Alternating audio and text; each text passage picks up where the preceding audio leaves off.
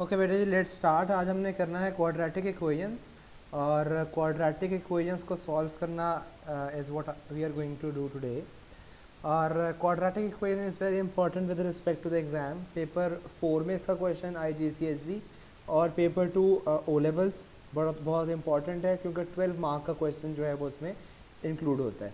अच्छा, quadratic equation होती क्या है? क्वाड्रेटिक इक्वेशन कहते हैं the one which have x square in it, जिसके अंदर एक इक्वेशन के अंदर जिसके अंदर एक्स स्क्वायर होगा, मैक्सिमम पावर एक्स की 2 होगी, उसे कहते हैं क्वाड्रेटिक इक्वेशन। और ये दिखती कैसी होगी?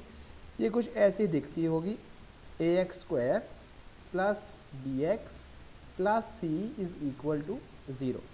ये कुछ ऐसी सी दिखती होगी और इसको हम कहते हैं क्वाड्रेटिक इक्वेशन। अच्छा, इसको सॉल्व करने का एक तरीका कल हमने देखा था, विच वॉज फैक्टराइजेशन। इसको सॉल्व करने के 3 तरीके हैं। पहला तरीका हमने कल देखा था फैक्टराइजेशन, और फैक्टराइजेशन में कैसे क्या करना है वो आपको पूरा डिटेल से बताया हुआ था। 3 टाइप्स होती हैं फैक्टराइजेशन की, उनमें आपने किसको कैसे कैसे देखना है, उनको टाइप बाय टाइप आप खुद दोबारा अगर आपको ज़रूरत पड़ेगी तो आप देख सकते हैं। अच्छा बेटा, फैक्टराइजेशन को कब देखना है आपने? जब भी क्वेश्चन आपका 2 से 3 मार्क का क्वेश्चन होगा, पूरा कंप्लीट क्वेश्चन जो है वो एग्जामिनर उसको क्वेश्चन को 2 से 3 मार्क का रखेगा, तो आपने फैक्टराइजेशन अप्लाई करनी है, नथिंग एल्स। ठीक है?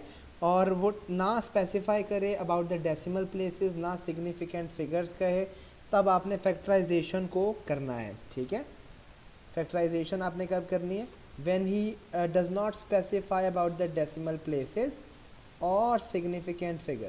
ठीक है जी, इन दोनों के बारे में कुछ मेंशन ना हो तब, और 2 से 3 मार्क हो तो आपने फैक्टराइजेशन करनी है। और वो कल 3 तरीके से कैसे करते हैं वो कल हमने बड़े डिटेल में कल डिस्कस की थी। ठीक है? जो सेकेंड मेथड है जो which is use to solve quadratic equation, वो है completing the square method. Completing the square. अच्छा जी, इसको भी डिस्कस करते हैं कि इसको कैसे करना है। और लास्ट जो मेथड है वो है क्वाड्रेटिक फार्मूला। ठीक है जी, जो लास्ट और थर्ड टाइप है जिससे हम इसको सॉल्व कर सकते हैं वो है क्वाड्रेटिक फार्मूला। जो भी क्वाड्रेटिक इक्वेशन का सवाल होगा उसको हम सॉल्व कर लेंगे with the help of a formula, quadratic formula. अच्छा जी, पहले क्वाड्रेटिक फार्मूला को लिख लेते हैं कि क्वाड्रेटिक फार्मूला है क्या, क्योंकि फिर कंप्लीटिंग द स्क्वायर मैंने काफ़ी ज़रा डिटेल में आपको समझाना है। अच्छा, क्वाड्रेटिक फार्मूला है क्या? हमने सिंस इक्वेशन के अंदर x जो है वो वेरिएबल होता है, उसकी वैल्यू हमने निकालनी होती है, तो वो इक्वल होता है -b plus minus square root of b square minus 4ac divided by 2a।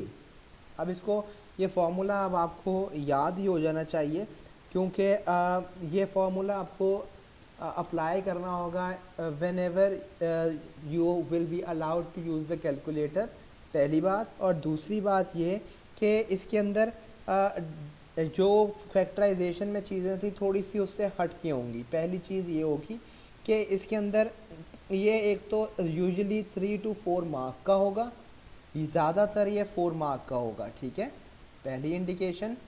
और दूसरी जो इससे भी ज़्यादा इम्पॉर्टेंट इंडिकेशन है कि इसके अंदर वो मेंशन, जब भी क्वाड्रेटिक इक्वेशन का सवाल होगा वो मेंशन करे अबाउट द सिग्निफिकेंट फिगर्स और डेसिमल प्लेसेस, तो आपने क्वाड्रेटिक फार्मूला अप्लाई करना है। ठीक है जी, सिग्निफिकेंट फिगर भी मेंशन करे और क्वाड्रेटिक और डेसिमल प्लेसेस या मेंशन कर दे, तो आपने क्वाड्रेटिक फार्मूला अप्लाई करना है। कैसे करना है अभी हम आगे आके करेंगे। P2 में, P1 में नहीं। फैक्टराइजेशन भी करेंगे और कंप्लीटिंग द स्क्वायर भी करेंगे। ठीक है? अच्छा, अब इसको कंप्लीटिंग द स्क्वायर है क्या बेटा? जब भी वो एग्जामिनर आपको एक स्पेसिफिक बात करे, और वो स्पेसिफिक बात कुछ ऐसी होगी जो मैं लिख रहा हूँ, वो कहेगा आपको कि express your answer completing the square करनी कैसी है वो अभी आगे डिस्कस करता हूँ। अप्लाई कहाँ पे करना है पहले वो देख लें। Express your answer in a bracket X minus B whole square plus C. अगर आपको एग्जामिनर कहे कि आप अपनी क्वाड्रेटिक इक्वेशन को इस तरह लिखें, इस फॉर्म में लिखें, तो बच्चे आपने completing the square form apply करना है। ठीक है जी। अब यहाँ पर प्लस और माइनस के साइंस जो हैं वो डिफरेंट हो सकते हैं। फॉर एग्जांपल इसके लिए मैं एक दो एग्जांपल्स लिख देता हूँ कि कैसे। फॉर एग्जांपल पहली example 2 bracket x plus 3 whole square plus 5। आपने ऐसे अपना आंसर लिखना है। ठीक है। अब आप गौर से देखें तो मैंने यहाँ पे जहाँ पे ऊपर फॉर्मूले में इसमें माइनस लिखा था, प्लस आ गया है। ठीक है। ये प्लस और माइनस के चेंजेस इसमें हो सकते हैं, लेकिन ओवरऑल जो एक्सप्रेशन है, जो लिखने का तरीक़ाकार है, वो ऐसा ही होना चाहिए। एक और लिखता हूँ यहाँ पे 3 bracket x minus 5 whole square plus 7।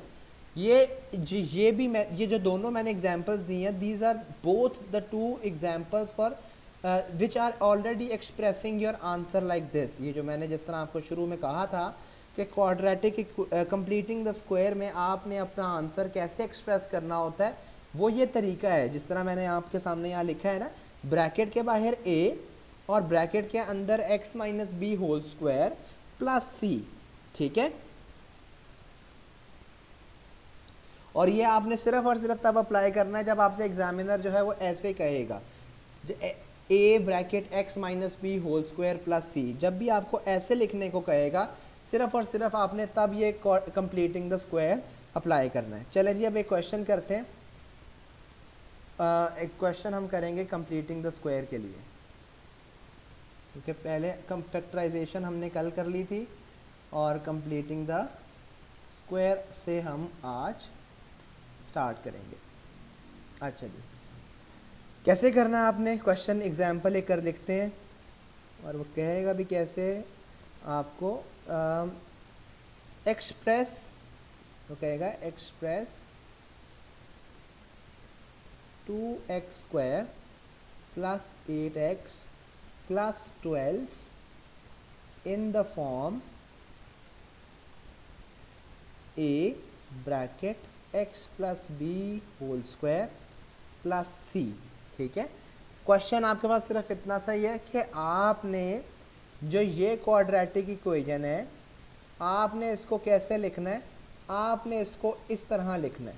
पहली बात तो ये कि क्या ये क्वाड्रेटिक इक्वेशन है जो पहले शुरू में क्वेश्चन में लिखी हुई है 2x square plus 8x plus 12, बिल्कुल क्वाड्रेटिक इक्वेशन है। और उसका रीज़न क्या है कि x की जो मैक्सिमम पावर है इस क्वेश्चन में वो क्या है, 2 है। जब भी x की मैक्सिमम पावर 2 होगी तो वो एक क्वाड्रेटिक इक्वेशन होगी।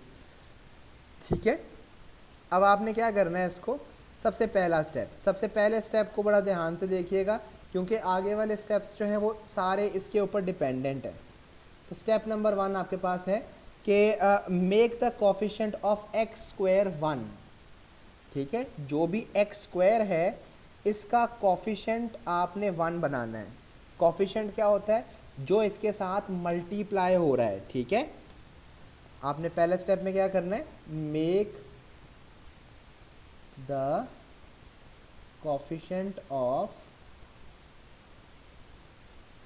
एक्स स्क्वायर 1, और वो कैसे करेंगे, by taking out common, by taking out common.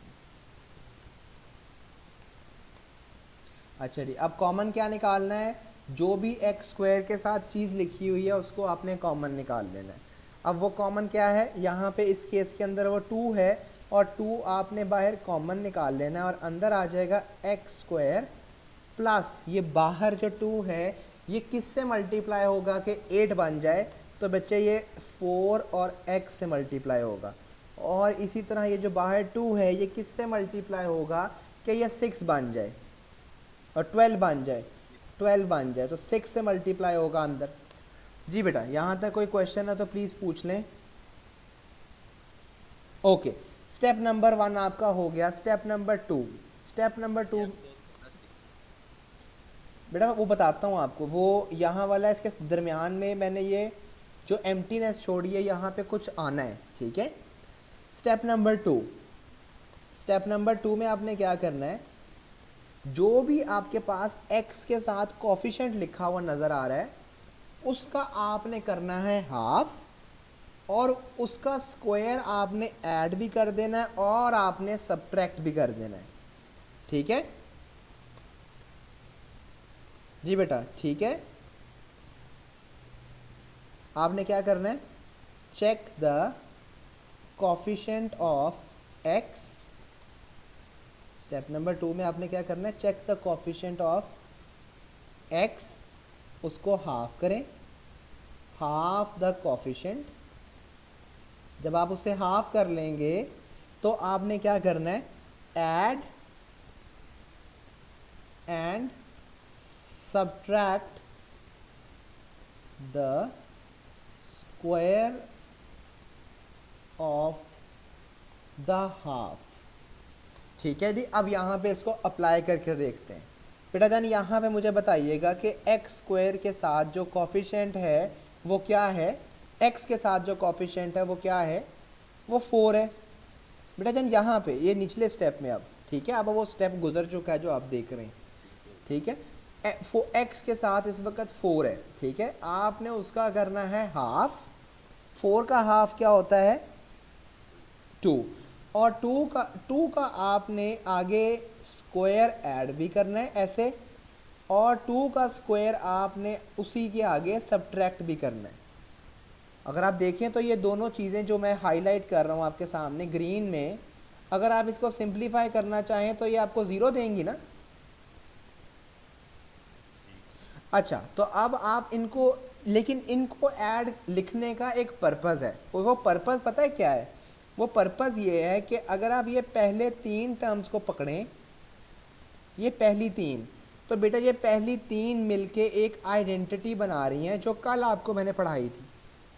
ये 2 तो बाहर एज इट इज़ ही है, और ये एंड वाला 6 भी एज इट इज़ ही है, और ये वाला जो 2 का स्क्वायर है ये भी एज इट इज़ ही है, ठीक है। और इससे पहले जो माइनस लिखा हुआ है वो भी एज इट इज़ ही है।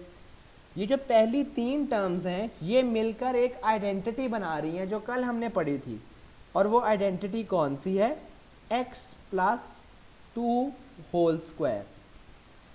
वो कैसे लिखनी है आपने, जो भी आपके पास पहला वाला टर्म है वो लिखनी है, और जो भी आपके पास आखिर वाली टर्म है आपने वो लिखनी है, ठीक है। ये दोनों मिलके आपकी वो फर्स्ट वाली आइडेंटिटी जो कल हमने पढ़ी थी ये बना रही है, ठीक है। अब इसको आपने फर्दर सिर्फ सिंप्लीफाई करना है और कुछ भी नहीं करना। सिंप्लीफाई कैसे करेंगे आप, आपने इस 2 को बाहर रहने देना है, अंदर वाली ब्रैकेट को ओपन नहीं करना, और सिर्फ इसको ओपन करना है। 2 का स्क्वायर होता है 4 प्लस 6। इसको अगर आप सिंप्लीफाई करें तो ये क्या बनेगा, 2 बाहर रहेगा, अंदर आएगा x प्लस 2 और ऊपर आएगा होल स्क्वायर, -4 प्लस 6 जो है वो +2 देता है, और ब्रैकेट क्लोज। अब ये जो बाहर -2 है ये दोनों के साथ बारी बारी मल्टीप्लाई होगा। ब्रैकेट के अंदर जो 2 चीज़ें लिखी हुई हैं इन दोनों के साथ बारी बारी मल्टीप्लाई होगा, तो ये बनेगा 2 bracket x plus 2 whole square. आगे जब 2 के साथ मल्टीप्लाई होगा तो ये बन जाएगा 4। तो बेटा जो आंसर आया है, क्या ये जो क्वेश्चन में डिमांड कर रहा था आपको ये वाली चीज़, क्या ये बिल्कुल उसके जैसा बन गया। अब अगर आप यहाँ पे वो इसी क्वेश्चन में अगर आपसे वो कहता कि आप a की वैल्यू बताएं, जी जी हाँ, नहीं फिर आपके एरर आएंगे, फिर आपके एरर्स आएंगे, ठीक है। अच्छा यहाँ पे ये इधर देखिएगा, अब a की जगह पे अगर वो पूछ लेता आपसे कि a की क्या वैल्यू आती है, b की क्या वैल्यू आती है और c की क्या वैल्यू आती है, तो मुझे आप सिर्फ देख के बता सकते हैं कि a की वैल्यू जो है वो इस केस में 2 है, b की वैल्यू भी +2 है, और c की वैल्यू भी +4 है। क्लियर है बेटा बात। एग्री करते हैं आप इससे? ओके जी, लेट्स मूव अहेड देन। एक और एग्जांपल इसकी करते हैं ताकि चीज़ें अगर कहीं पे भी कुछ एम्बिगुइटी है तो वो क्लियर हो जाए। Example number 2। ठीक है जी, एग्जांपल नंबर 2 में देखिएगा, वो कहता है कि express 3x² minus 18x plus 30 in the form a bracket x minus B whole square plus c। आपने इस वाली इक्वेशन को इस फॉर्म में लिखना है, इस वाली फॉर्म में, ठीक है। और वो कैसे लिखना है, लेट्स डू इट टुगेदर। आपने पहले इसको लिख लें। पहला स्टेप आपके पास क्या होता था, याद करें कि ये जो भी आपके पास एक्स स्क्वायर के साथ कॉफिशेंट है, आपने करना है उसका हाफ। उसका कॉफिशेंट जो है वो आपने करना है 1। अच्छा, यहाँ पे वो जो कॉफिशेंट है वो क्या है, 3 है। तो जो भी आपका कॉफिशेंट होता था उसको क्या निकाल देते थे आप, कॉमन फाइंड आउट कर लेते थे। तो 3 यहाँ पर आप कॉमन निकाल लेंगे, अंदर आ जाएगा x square minus 6x plus 10 bracket close. अब अगर आप देखें तो जो एक्स स्क्वायर का कॉफिशेंट है वो 1 हो चुका है। एक्स स्क्वायर का कॉफिशेंट यहाँ पे अब अगर आप देखें तो 1 है, ठीक है। Step 1 is done, step 1 is done. Okay, अब स्टेप 2 क्या था, स्टेप 2 था कि ये जो भी x के साथ कॉफिशेंट है आपने करना है इसका हाफ, ठीक है।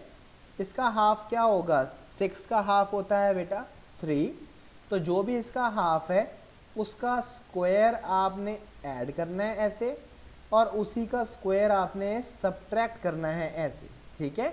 बाकी एंड वाला 10 आपने एज इट इज़ ही लिख देना है, ठीक है। तो अब अगर आप देखें तो जो पहली 3 टर्म्स हैं, पहली 3 टर्म्स कौन सी हैं, ये और ये तीनों मिलके एक आइडेंटिटी बनाती हैं जो कल हमने पढ़ी थी, और वो थी सेकंड वाली। वो कौन सी थी, x माइनस 3 होल स्क्वायर। आपने पहली वाली का पहला नंबर और दूसरे वाली का स्क्वायर वाले का नंबर बस, और दरमियान में यहाँ पे एक माइनस है तो इस वजह से ये माइनस आ जाता है। बाकी एज इट इज़ कॉपी कर लें चीज़ें। 3 का स्क्वायर होता है 9 प्लस 10 ब्रैकेट क्लोज। अब अंदर क्या आएगा, अब ये जो 3 है ये अभी नहीं हम इसको ओपन कर रहे, पहले हम -9 प्लस 10 को ज़रा सिंप्लीफाई कर लेते हैं और वो बनेगा +1, ठीक है जी। ये ब्रैकेट क्लोज हो गए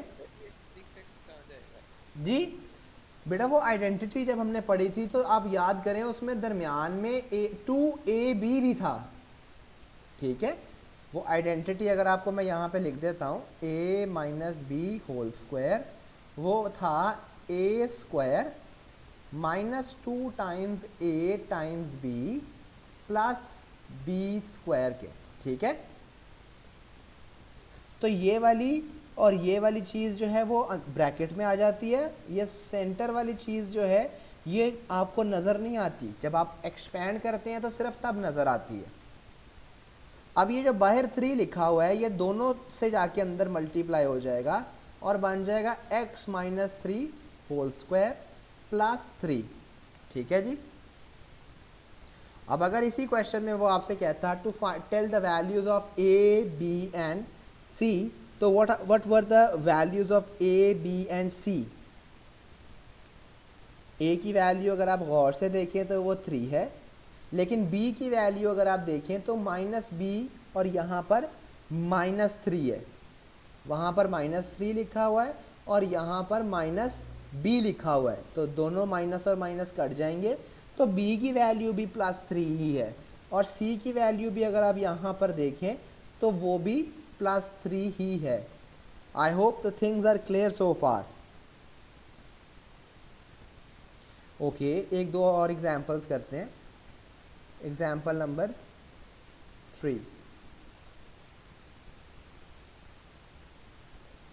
अच्छा जी, एग्जांपल नंबर 3 में हमारे पास है express 4x² minus 40x plus 8 in the form a bracket x plus b whole square plus c।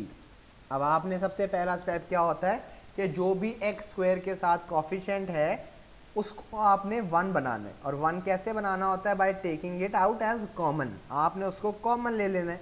और यहाँ पे वो केस में क्या है? 4। तो 4 को अगर आप कॉमन ले लें, अंदर आपके पास क्या आएगा? x² माइनस 10x प्लस,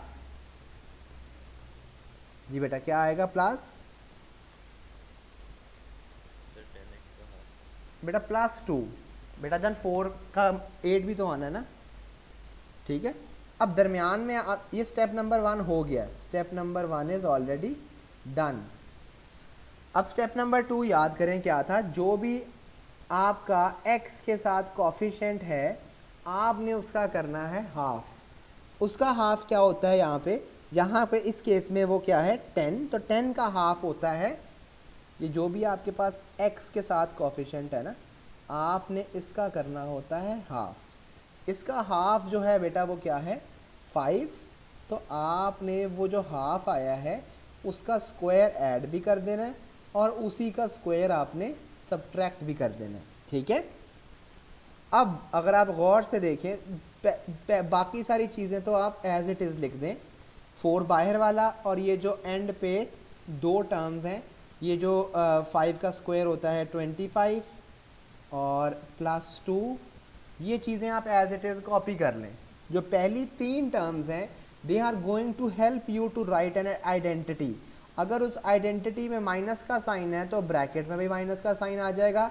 अगर उस आइडेंटिटी में माइनस का कोई साइन नहीं है तो उस आइडेंटिटी में प्लस का साइन आ जाएगा। यहाँ पर इस केस में वो है तो आप क्या लिखेंगे? x और ये 5, x माइनस 5 होल स्क्वायर, ठीक है। अब आपने क्या करना है? सिर्फ सिंप्लीफाई करना है इसको। और वो कैसे करेंगे?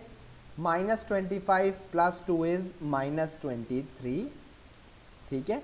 अब ये जो बाहर 4 है ये दोनों से मल्टीप्लाई हो जाएगा, इसके साथ भी और 23 के साथ भी। तो जब दोनों के साथ मल्टीप्लाई हो जाएगा it is going to become x minus 5 whole square और 4 मल्टीप्लाई बाय 23 इज़ 92, ठीक है।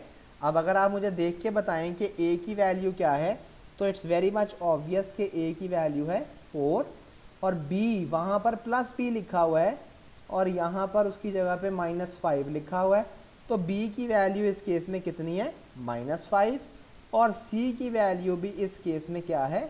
-92, ठीक है जी। एनी क्वेश्चन सो फार? अच्छा जी, एक और क्वेश्चन करते हैं एग्ज़ाम पॉइंट ऑफ व्यू से। अगर कोई फ्रैक्शन आ जाए, कोई कॉमन निकाल लें तो वो फ्रैक्शन बनती हो तो फिर क्या करेंगे? एग्जाम्पल 4। अच्छा जी, क्वेश्चन है जी x एक्सप्रेस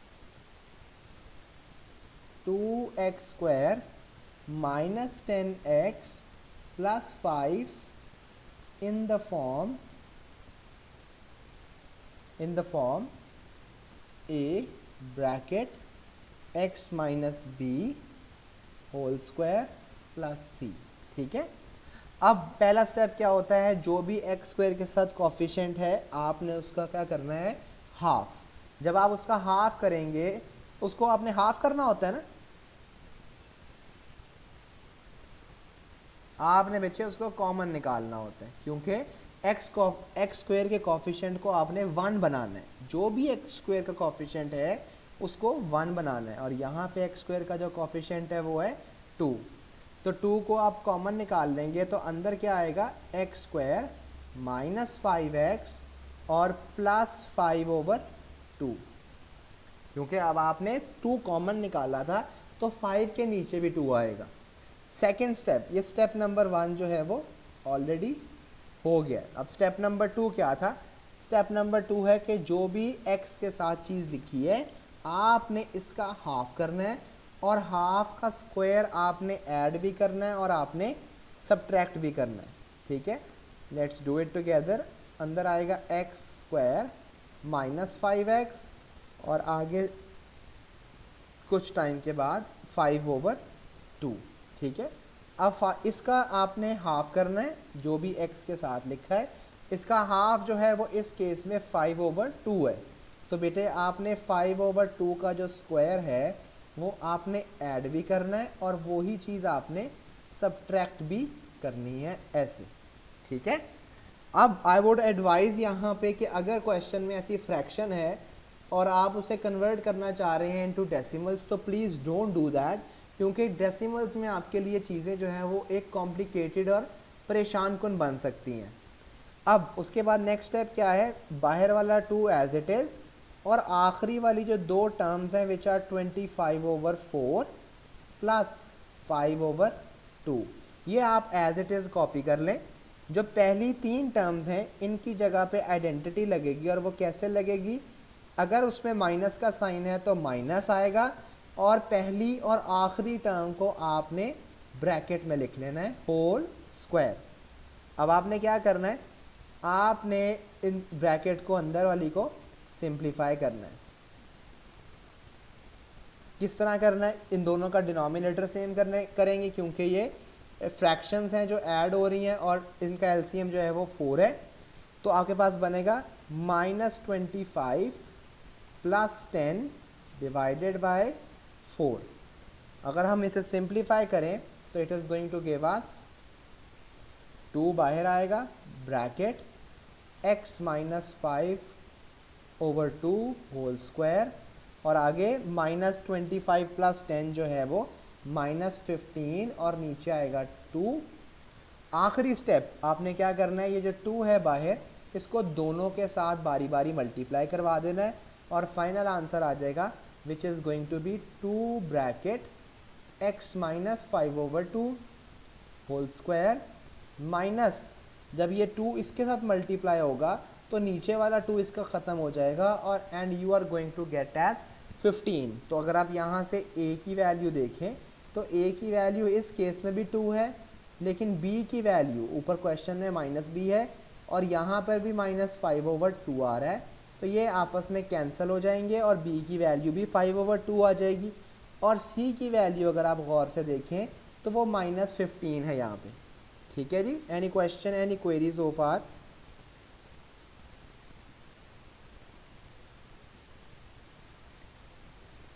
जी बेटा क्लियर है सब। चलें एक पास्ट पेपर का क्वेश्चन करते हैं और फिर हम आगे चलते हैं। एग्ज़ाम क्वेश्चन 2016, एग्ज़ाम क्वेश्चन था जी ये 2016 में। अच्छा जी, उसका ए पार्ट था पहले। ए पार्ट में लिखा हुआ है express x square - 6x plus 6 in the form bracket x - a whole square -b, ठीक है जी। और आपने सबसे पहले इसमें अब आपको पता चल रहा है कि यहाँ पे क्या चीज़ अप्लाई करनी है, quadratic formula apply, completing the square form apply करनी है आपने। तो पहले आपने सबसे पहला स्टेप क्या होता है कि आपके पास जो भी कोफिशिएंट है एक्स स्क्वायर का उसको चेंज करना है इन द फॉर्म ऑफ 1। जो यहाँ पे ऑलरेडी 1 है यहाँ पे, ठीक है, ये अगर आप देखें तो ये ऑलरेडी 1 है, तो स्टेप नंबर 1 आपका ऑलरेडी हुआ है इस क्वेश्चन में, ठीक है। तो अब सेकंड स्टेप क्या था कि जो भी आपके पास x के साथ कोफिशिएंट है आपने करना है उसका हाफ, और इस केस में x का कोफिशिएंट, x के साथ जो कोफिशिएंट है वो है 6, तो 6 का जब आप हाफ करेंगे वो बनेगा 3। तो आपने 3 का स्क्वायर ऐड भी करना है और 3 का स्क्वायर आपने सब्ट्रैक्ट भी करना है। तो पहली जो 3 टर्म्स हैं आपने इनकी जगह पे लिखनी है आइडेंटिटी, और वो कैसे लिखनी है बच्चे, अगर इसके अंदर माइनस का साइन है तो माइनस आएगा, अगर दोनों में प्लस का साइन है तो प्लस आएगा, ठीक है, पहले वाली चीज़ मतलब x लिखना है, और ये जो दूसरी वाली ब्रैकेट में चीज़ लिखी है अंदर वो आपने इसमें लिखनी है। तो x माइनस 3 होल स्क्वायर, आगे क्या लिखेंगे -9 + 6, इसको सिंप्लीफाई करें तो x माइनस 3 होल स्क्वायर -9 + 3 -3। अब यहाँ से अगर आप a की वैल्यू देख के बताएं तो the value of a minus a is equal to -3, और a की वैल्यू हमारे पास 3 है, और b की वैल्यू हमारे पास वो भी +3 है। जी, एनी क्वेश्चन सो फार? हमने ऑलरेडी एक्सप्रेस कर दिया है, ये तो मैंने एक्स्ट्रा स्टेप किया है क्योंकि अदरवाइज़ उसने डिमांड ये किया नहीं था, और आपने भी करना नहीं है सिंस उसने इसको आपसे पूछा ही नहीं है। अच्छा, इसका सेकंड पार्ट है इसी इक्वेशन का, इसी क्वेश्चन का बी पार्ट है, और उसमें वो कह रहा है hence solve x² - 6x + 6 is equal to 0, giving your answer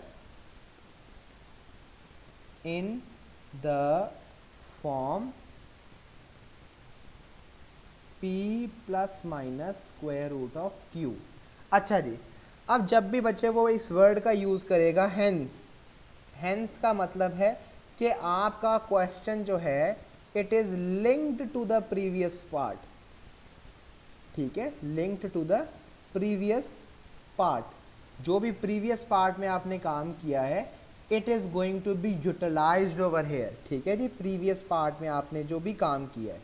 अच्छा, अब पिछले पार्ट को अगर आप याद करें तो पिछले पार्ट में हमने इस चीज़ को इसकी फॉर्म में लिखा था, ये वाली, और वो क्या है मैं यहाँ लिख रहा हूँ x माइनस 3 होल स्क्वायर और -3, ये ऊपर वाली चीज़ को हमने इस फॉर्म में लिख लिया था, ऐसा ही था। अब आप क्या करेंगे, सिंस उसने हैंस का वर्ड यूज़ किया है तो आप इस चीज़ की जगह पे, जो ये वाली चीज़ है, इस चीज़ की जगह पे आप क्या लिखेंगे x minus 3 whole square -3 is equal to 0। अब ये इक्वल टू 0 कहाँ से आया, वो इस पार्ट में दिया उसने, पिछले पार्ट में नहीं दिया था, लेकिन इस पार्ट में उसने इक्वल टू 0 भी लिखा हुआ है। ठीक है जी, क्लियर है बेटा? अच्छा, अब हमने इसको सॉल्व करना है। सॉल्व का मतलब है हमने x की वैल्यू निकालनी है। x की वैल्यू कैसे निकालनी है, लाइक टर्म्स को अकेले करेंगे, यहाँ पे x माइनस 3 इधर रह जाएगा, इज़ इक्वल टू +3, ये जो -3 यहाँ हो रहा था उधर जाके प्लस हो जाएगा। उसके बाद हम क्या करेंगे, take square root on both sides, square root on both sides. अब जब दोनों साइड्स पे स्क्वायर रूट लेंगे it is going to become x minus 3, और इस साइड पे जब हम स्क्वायर रूट लेंगे तो, और किसी भी चीज़ का जब आप स्क्वायर रूट लेते हैं तो दो आंसर आते हैं, एक पॉजिटिव और एक नेगेटिव, और यहाँ पर किसका स्क्वायर रूट है 3 का। अब यहाँ पे जो 3 हुआ है x के साथ ये माइनस हो रहा है, जब ये दूसरी साइड पे जाएगा तो ये इस तरह बन जाएगा स्क्वायर रूट ऑफ 3 + 3। अब ऊपर अगर आप क्वेश्चन को देखें थोड़ा सा उसने चेंज करके लिखा हुआ है उसने, और वो कैसे लिखा हुआ है x इज़ इक्वल टू, ये वाला पोर्शन पहले लिखा हुआ है और ये वाला पोर्शन बाद में, तो 3 + माइनस स्क्वायर रूट ऑफ 3। ये देखिए जी, हमने वो जो क्वेश्चन ऊपर था उसको हमने इस फॉर्म में एक्सप्रेस कर दिया। इससे फर्दर अगर ये पेपर 1 का क्वेश्चन है जिसमें कैलकुलेटर आपको नहीं अलाउड, तो आप इसको सिर्फ यहीं तक छोड़ देंगे, और सिंस ये क्वेश्चन की डिमांड भी है, ठीक है, अगर क्वेश्चन की डिमांड है फिर तो लाजमी यहाँ छोड़ देंगे, अदरवाइज़ अगर डिमांड नहीं है तो आप इसको फर्दर थोड़ा सा सॉल्व करके अपना आंसर फर्दर सिंप्लीफाई करके लिखेंगे। ठीक है जी, यहाँ तक कोई क्वेरी है तो प्लीज़ पूछें। जी बेटा, any query so far? Okay, चलें जी। अब ये सारी जो चीज़ थी this was all about the completing the square form. अब हम चलते हैं टुवर्ड्स द क्वाड्रेटिक फार्मूला, जो तीसरी चीज़ है for solving a quadratic equation. ठीक है जी, उसके लिए ये पास्ट पेपर से क्वेश्चंस हम कुछ करेंगे। so that things are a bit clearer to you. अच्छा जी, इस क्वेश्चन को ज़रा हम बड़े स्लो और बड़े आराम से पढ़ेंगे, और डिफरेंट क्वेश्चन वर्ड प्रॉब्लम्स को हमेशा सॉल्व करने की एक टेक्निक है, और वो ये है कि पहली चीज़ कि आप इसको स्लो रीड करें, पहली टेक्निक। और दूसरी टेक्निक ये है कि आप इसमें से पोर्शंस कर लें, आप इसमें से पोर्शंस कर लें, पोर्शंस में डिवाइड करके क्वेश्चन को पढ़ें। ठीक है, क्या लिखा हुआ है? A route up a mountain is 20 kilometres long. ये हमें क्या दिया हुआ है? This is the distance that is given to us, ये हमें डिस्टेंस गिवन है। Okay, what else? John followed this route at an average speed of x kilometre per hour. जो जॉन है वो माउंटेन पे जा रहा है ऊपर की तरफ, और कितनी स्पीड पे जा रहा है? x kilometre per our. अच्छा जी, आगे चलते हैं। अगले पार्ट में वो कह रहा है write down an expression in terms of x। अब आपको यहाँ से ये समझ आ जाना चाहिए कि आपके आंसर में x होना चाहिए। ठीक है, for the number of hours he took to walk up the mountain. Mountain के ऊपर जाने में कितना टाइम लगेगा। ठीक है, अब यहाँ पे बेटा हमारे पास जब भी वो ऊपर जा रहा है, और ऊपर अपवर्ड जा रहा है ना, अपवर्ड जर्नी है ये, अच्छा अपवर्ड जर्नी है, और हमारे पास चीज़ जो गिवन है वो है डिस्टेंस, कि कितना वो फासला तय कर रहा है while going up the mountain, और वो है 20 किलोमीटर्स। ठीक है, और स्पीड कितनी लग रही है? वो है जी x किलोमीटर पर आवर। हमने निकालना क्या है? टाइम। तो बेटा जन टाइम का फॉर्मूला होता है डिस्टेंस डिवाइडेड बाय स्पीड। अब यहाँ पे जो डिस्टेंस है वो भी गिवन है हमें, वो है 20, और स्पीड है वो भी गिवन है, वो है x। तो और अगर आप देखें तो दोनों के यूनिट्स भी टाइम स्पीड जो डिस्टेंस वाला था इसके अंदर वो सेम है। तो r का टाइम, r जो है वो किसका यूनिट है? टाइम का। तो ये जो आंसर आया है हमारे पास ये आवर्स में है। ठीक है, यहाँ तक कोई प्रॉब्लम है तो बता दें। ओके, आगे चलते हैं बेटा। He came down the mountain by a different route. अच्छा जी, अब वो जो ऊपर गया था अब वो नीचे आ रहा है, माउंटेन से नीचे आ रहा है, but he is using some other route for coming down the mountain. और जब नीचे आने के लिए जो डिफरेंट यूज़ कर रहा है रूट, उसकी लेंथ जो है वो कितनी है? डिस्टेंस कितना ट्रैवल कर रहा है? वो है 25 किलोमीटर्स। 25 किलोमीटर्स डाउनवर्ड्स जब वो नीचे को आ रहा है। अच्छा जी, आगे चलते हैं। His average speed coming down the mountain, नीचे आने की स्पीड, वो कह रहा है average speed coming down the mountain is 2 kilometre per our greater than coming going upward. ये बात बड़ी इंपॉर्टेंट है यहाँ पे कि 2 kilometre per our greater than, जब नीचे आ रहा है तो उसकी जो स्पीड है वो पुरानी वाली स्पीड जिसमें वो ऊपर जा रहा था उससे 2 किलोमीटर पर आवर ज़्यादा है। ठीक है, तो स्पीड कितनी हो जाएगी? अब इस केस में 2 ज़्यादा होने का मतलब है पिछले वाली स्पीड के अंदर 2 किलोमीटर पर आवर ज़्यादा कर दें, ऐड कर दें। ठीक होगी बात। अब हमने निकालना क्या है? वो कह रहा है write down an expression in terms of x for the number of hours he took to walk down.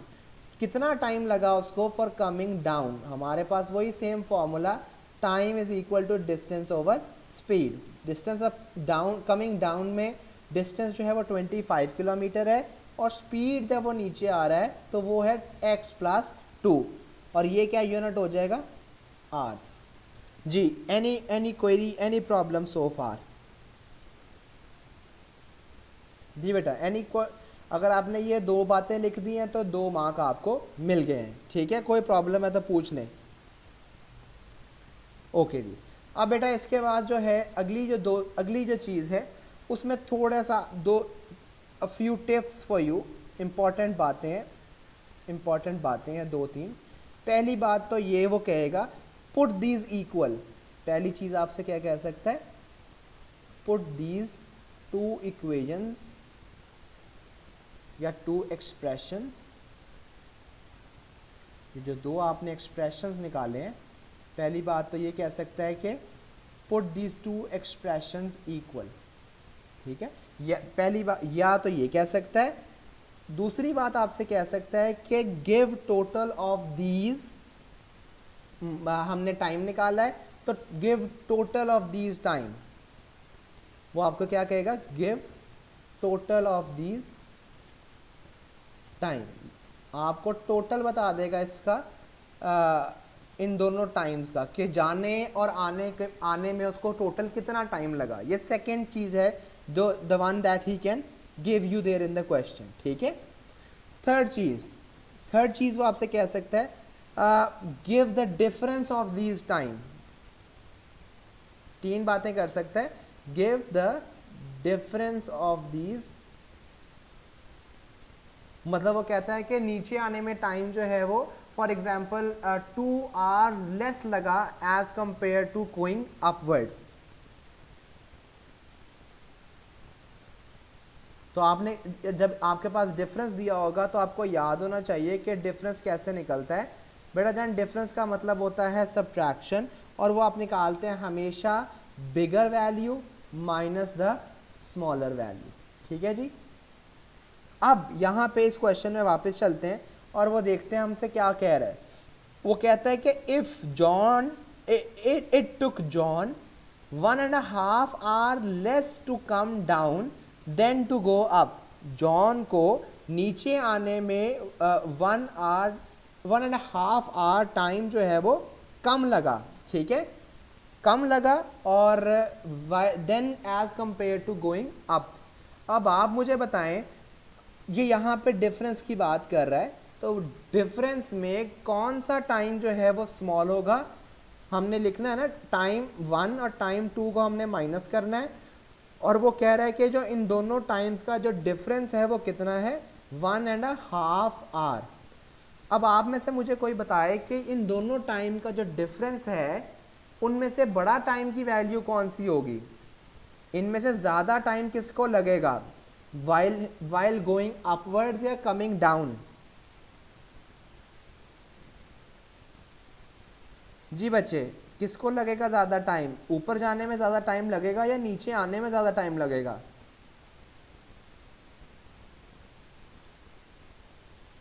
बेटा वो ऑब्वियस सी बात है, जब नीचे आते वक्त स्पीड ज़्यादा है तो टाइम तो कम लगेगा ना, और जब ऊपर जाते वक्त स्पीड कम है तो टाइम ज़्यादा लगेगा। तो time of going upward minus time of coming downward, down नीचे आने में टाइम जो है वो कम लगेगा। अच्छा, अपवर्ड का जो टाइम है वो हमें लगा था 20/x, और डाउनवर्ड आने का जो हमें टाइम था विच इट वाज 25/x+2, और ये इक्वल किसके है, इसको इम्प्रॉपर में चेंज कर लें 3/2। अब इसको आपने सिंप्लीफाई करना है, और सिंप्लीफाई कैसे करना है, वो कहता है कि आपके पास जो इक्वेशन आए वो ये आए, आपके पास जो इक्वेशन आए वो ये आए। अच्छा, इसको सिंप्लीफाई आपने करने के लिए आपको पता है कि ये दो फ्रैक्शंस हैं, और फ्रैक्शंस की एडिशन या सब्ट्रैक्शन के लिए उनका डिनोमिनेटर सेम होना चाहिए। अब यहाँ पे इनका डिनोमिनेटर सेम नहीं है, और सेम करने के लिए हमने पढ़ा हुआ है कि हम इनका एलसीएम लेते हैं, और इनका एलसीएम जो वो आएगा x × x+2। बेटा जान, लेफ्ट साइड को, इस वाली साइड को हम x+2 के साथ मल्टीप्लाई करवाएंगे तो ऊपर भी x+2 के साथ मल्टीप्लाई करवाना पड़ेगा, इस वाली साइड को x के साथ और ऊपर भी x के साथ। बेटा जान, जब डिनोमिनेटर सेम हो गए हैं तो उन्हें हम लिखते हैं एक दफ़ा, और क्या लिखेंगे हम, x ब्रैकेट x+2, और न्यूमिरेटर को भी हम एज इट इज़ कॉपी कर लेंगे, विच will B 20 bracket x+2 minus 25x, और ये इक्वल किसके है, 3/2 के। हम इसके एक्सपेंशन करेंगे, it is going to give us 20x+40 minus 25x, और नीचे आ जाएगा आपके पास एक्स स्क्वायर प्लस 2x, और ये इक्वल किसके हो जाएगा 3 डिवाइडेड बाय 2 के। फर्दर सिंप्लीफाई कैसे करेंगे, क्रॉस मल्टीप्लाई, इधर का डिनोमिनेटर उधर चला जाएगा और इधर का डिनोमिनेटर उधर चला जाएगा, मल्टीप्लाई हो जाएगा, ठीक है, क्रॉस मल्टीप्लाई, क्योंकि सिंगल सिंगल डिनोमिनेटर्स हैं तो क्रॉस। अब कैसे क्रॉस मल्टीप्लाई करवाएंगे, 20 माइनस 25 जो है वो कितना होता था -5x प्लस 40, और इससे मल्टीप्लाई कौन होगा पूरे से 2, और राइट साइड पे क्या होगा 3 bracket x square plus 2x। इसको जब हम सिंप्लीफाई करेंगे,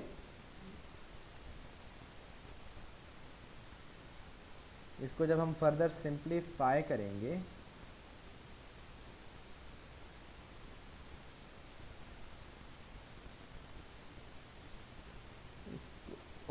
इसको जब हम सिंप्लीफाई करेंगे तो हमारे पास क्या बन जाएगा -10x plus 80 is equal to 3x square plus 6x।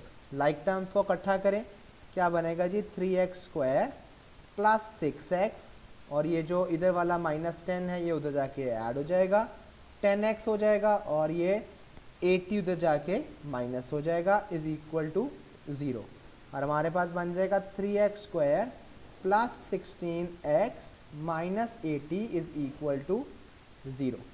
अब हम जाके देखते हैं कि, और यही चीज़ वो डिमांड कर रहा था, अगर हमने ये पूरी सिंप्लीफाई करके सही चीज़ लिख दी है तो बेटा जान हमें फर्दर 3 मार्क्स मिल गए। अच्छा, अब डी पार्ट है, इसमें हम क्वाड्रेटिक फॉर्मूला अप्लाई करेंगे, और वो क्योंकि वो क्या मेंशन कर रहा है, स्पेसिफाई कर रहा है कि give your answer correct to the 3 decimal places, और ये आपके पास हमेशा पेपर 2 में ओ लेवल्स के हमेशा आएगा, पेपर 1 में नहीं आएगा। अच्छा, अब ये कैसे आप सिंप्लीफाई करेंगे क्वाड्रेटिक फॉर्मूला, ज़रा यहाँ पे लिख लेता हूँ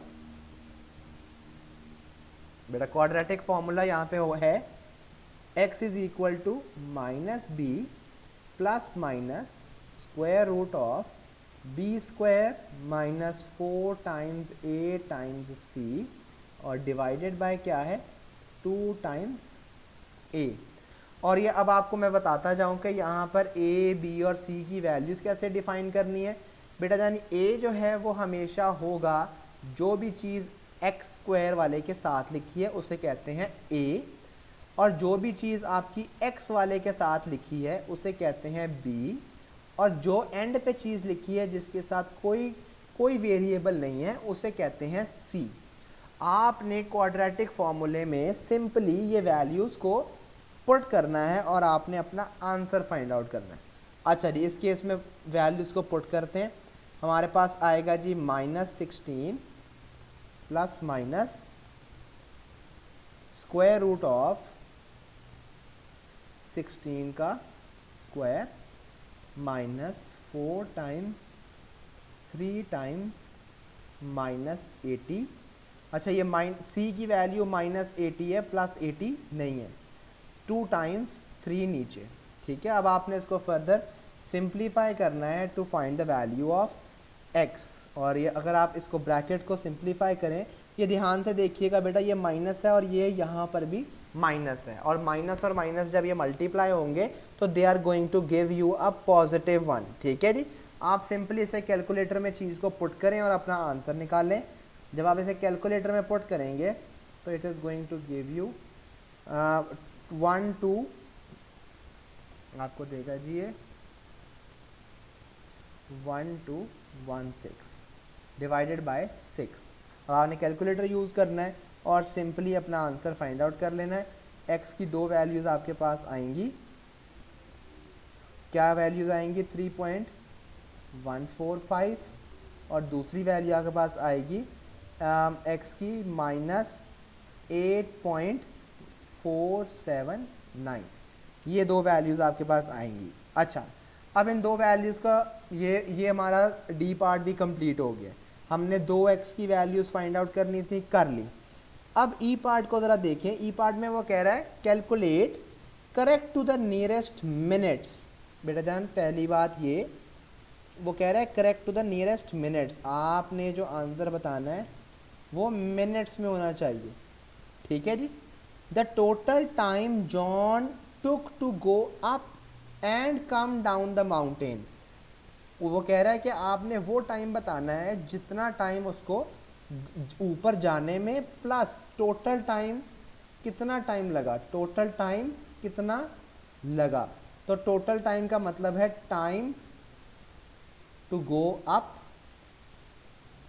plus time to come down. और उसने क्या कहा है कि हमने ये जो आंसर है ये मिनट्स में बताना है, ठीक है। हमें पता है कि ऊपर जाने का जो टाइम था वो क्या था 20/x, और टाइम डाउन आने का था 25/x+2। अब यहाँ पे हमारे पास दो x की वैल्यूज़ है, एक ये और एक ये। अब हमें चूज़ करनी है कि हम x की वैल्यू कौन सी चूज़ करें। अब हमें पता है कि अगर हम यहाँ पर नेगेटिव वैल्यू डालेंगे तो टाइम की वैल्यू भी नेगेटिव आएगी, और हमें बड़े अच्छे से पता है बेटा कि टाइम जो है it can never be negative, time negative नहीं होता।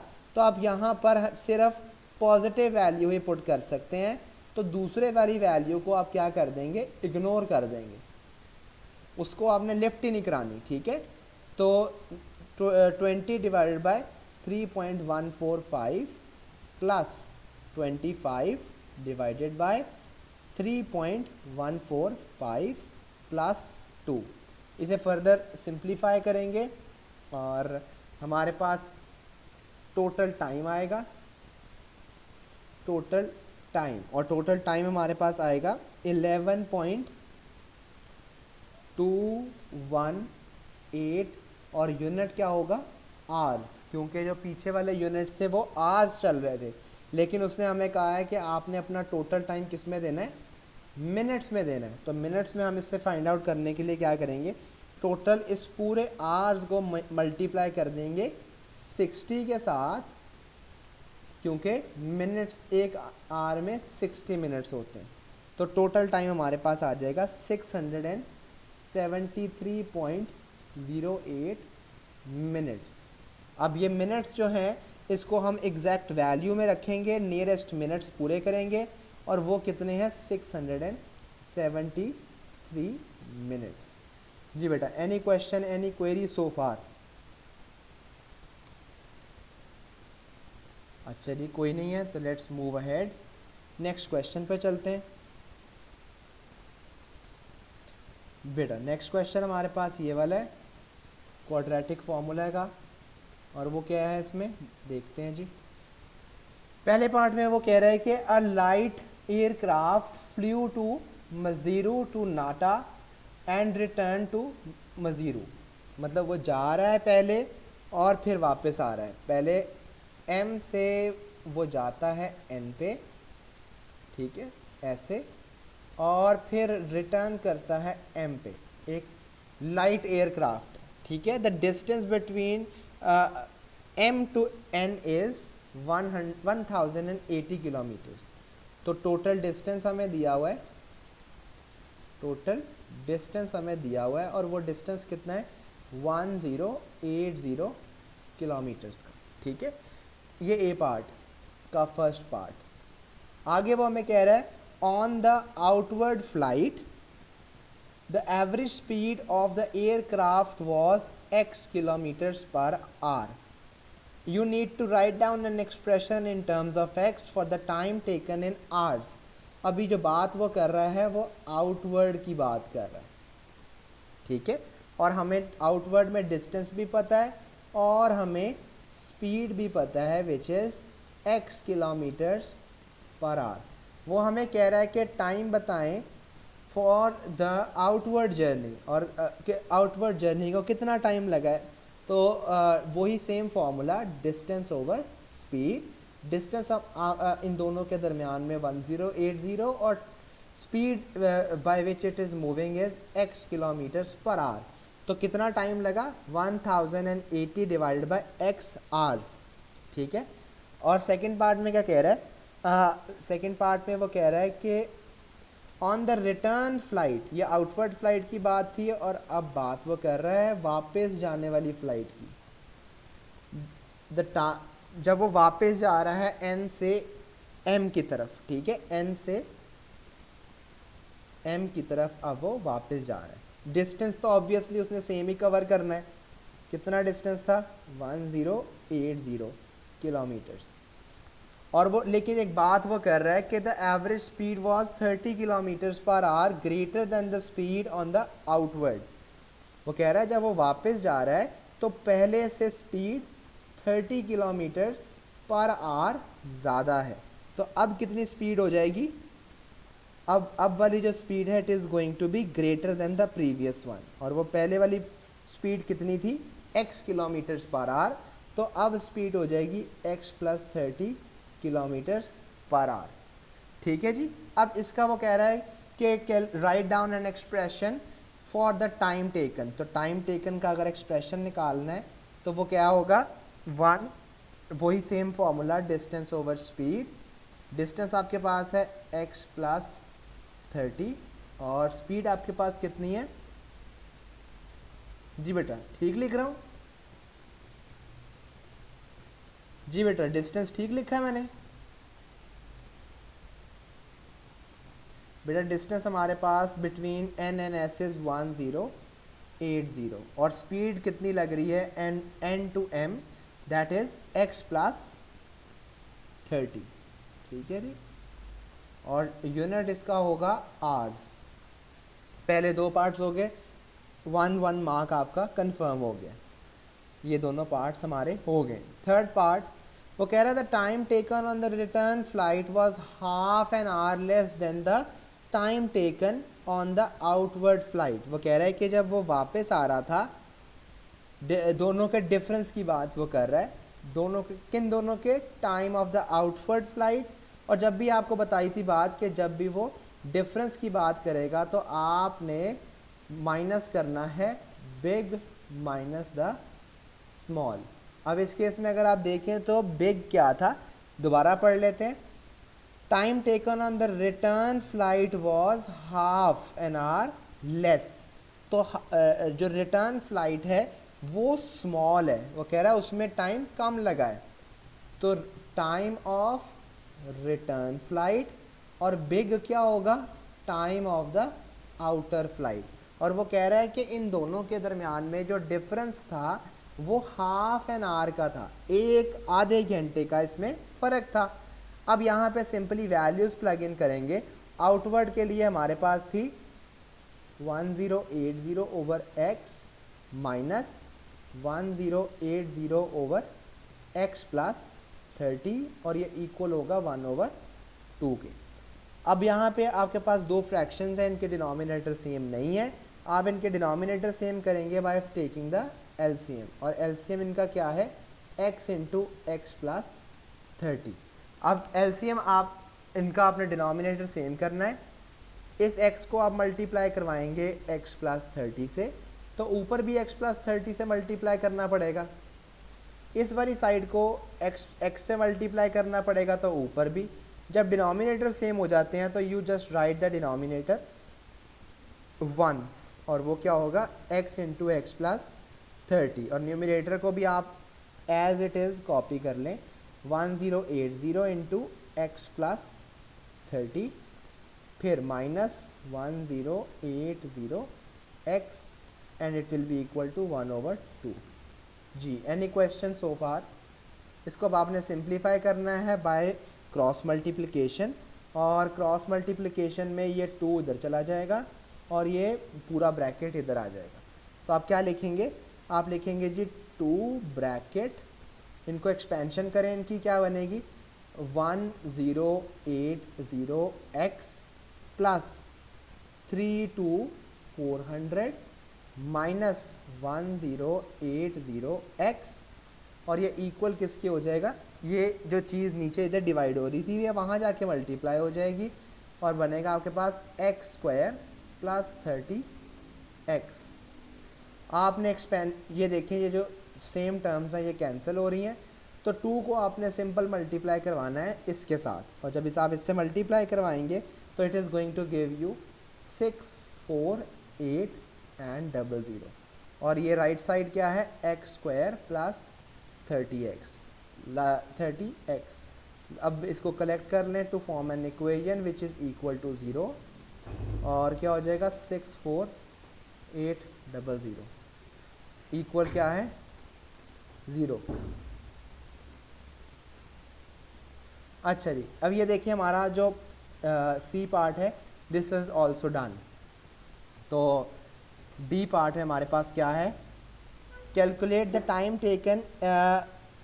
सी पार्ट में हमारे पास कह रहा है कि सॉल्व दिस इक्वेशन। अब हमने क्या करना है, इसी इक्वेशन को सॉल्व करना है, और सॉल्व कैसे करना है, with the help of quadratic formula. वो क्या था, minus B plus minus square root of B square minus 4ac divided by 2a। अब a की वैल्यू, b की वैल्यू और c की वैल्यू आपने सिंपली यहाँ से देख लेनी है। जो x स्क्वायर के साथ कोफिशिएंट है वो a है, जो x के साथ कोफिशिएंट है वो b है, और जो एंड पे बगैर वो c है। ठीक है जी। अब आपने सिर्फ इसमें वैल्यूज़ को प्लग इन करना है। एक b की जगह पे आपने यहाँ पे 30 पुट कर देना है, -30 प्लस माइनस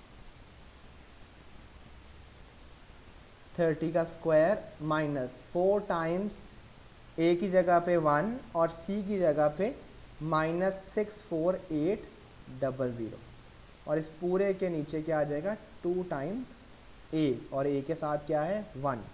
सिंपल कैलकुलेटर में वैल्यूज़ को प्लग इन करें और यहाँ से आंसर निकाल लें, और वो क्या आएगा -30 plus minus square root of 260100। Calculator में आपने सिंपली इस पूरे को लिखना है और आंसर इक्वल का बटन प्रेस कर देना है। अब आपने इसको फर्दर सॉल्व करना है to find the value of x, और वो x की वैल्यू क्या है,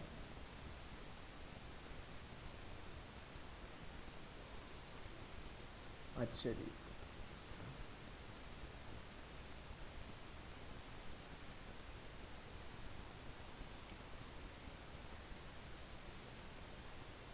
अच्छा जी, आपने ये x की वैल्यू जो है वो निकालनी है कैलकुलेटर में पुट करके, और x की वैल्यू जो है वो आती है, दो x की वैल्यूज़ आएंगी यहाँ से, एक आएगी 240 और दूसरी x की वैल्यू आएगी -270। अब नेक्स्ट पार्ट पे चलते हैं। वो कह रहे हैं the time taken in hours for the outward flight. अब आउटवर्ड फ्लाइट के लिए जो टाइम था it was t was equal to 1080 over x। अब हमें डिसाइड करना पड़ेगा कि कौन सा x यूज़ करना है हमने। We are going to ignore the negative x because यहाँ पे हमें टाइम जो है वो नेगेटिव नहीं चाहिए, नेगेटिव हो ही नहीं सकता टाइम। तो जब हम यहाँ पर time of the outward flight निकालेंगे तो we are going to use the positive value of x which will be 240। तो हम जब इसे सिंप्लीफाई करेंगे तो it is going to give us 4.5 hours. Let's move. अच्छा, आगे कह रहा था average speed for the whole flight from m to n and back to m। ठीक है जी, एवरेज स्पीड। तो एवरेज स्पीड का फॉर्मूला भी हमें पता होना चाहिए। एवरेज स्पीड होती है टोटल डिस्टेंस, एवरेज स्पीड होती है total distance divided by total time. ठीक है जी। अब पहले तो हमें टोटल टाइम निकालना पड़ेगा। हमने आउटवर्ड का टाइम निकाल लिए, अब हमें रिटर्न का टाइम भी निकालना होगा। रिटर्न के टाइम का फॉर्मूला था जो हमने बनाया था 1080 डिवाइडेड बाय x प्लस 30। इसको सिंप्लीफाई करेंगे तो 1080 डिवाइडेड बाय 240 प्लस 30, तो 1080 डिवाइडेड बाय 270। इसको सिंप्लीफाई करेंगे तो we will have the value of return वाले की फ़्लाइट का टाइम आएगा हमारे पास, और वो कितना आएगा 4 आवर्स। ठीक है जी। टोटल टाइम हमारे पास, टोटल टाइम इन दोनों को ऐड करके आ जाएगा विच विल बी 8.5 आवर्स। यस, तो टोटल डिस्टेंस क्या होगा बेटा, m से पहले n जाना है और फिर n से m आना है, तो 1080 पहले जाने का और 1080 वापस आने का, तो टोटल डिस्टेंस जो है ये वो हो जाएगा 1080 प्लस 1080 और टोटल टाइम कितना लगा 8.5 आवर्स। इसको हम सिंप्लीफाई करेंगे तो हमारे पास आ जाएगा 254.12 किलोमीटर्स पर आवर। जी बेटा, any question, any query so फार?